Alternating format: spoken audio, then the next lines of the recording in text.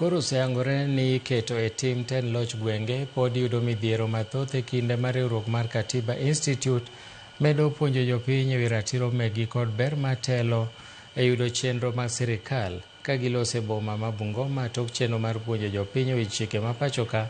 Apisa mag Katiba Institute kotelnegi kod Henry Paul owacho ni loch gwenge oseketo ne jopiny mayot yudo chenro mopogore mag sirikal e okenge mopogore opogore.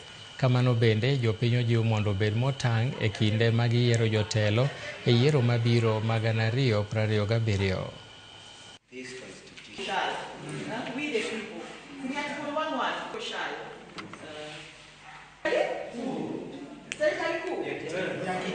Tumeweza kuwa na wageni katika jimbo letu la Bungoma ambao wanatoka Katiba Institute.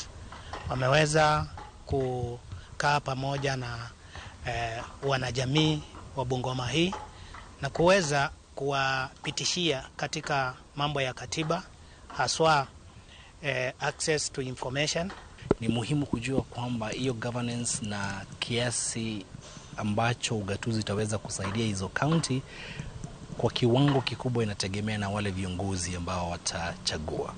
Na ni wakati muhimu sana wakati tunaelekea uchaguzi wa mwaka wa 2027 kwamba wananchi wagundue kwamba ni muhimu sana kufikiria sana kuhusu ni nani utachagua governor, ni nani utachagua kama MCA, zaidi ya hata yule ambao unaweza kuchagua kama president, sababu ni hao ndo wanaweza kuathiri maisha ya moja kwa moja yale ambao unaishi katika hicho kijiji au katika hiyo county ambayo uko. Langu ni kuhimiza wanawake kujitokeza na kutake part in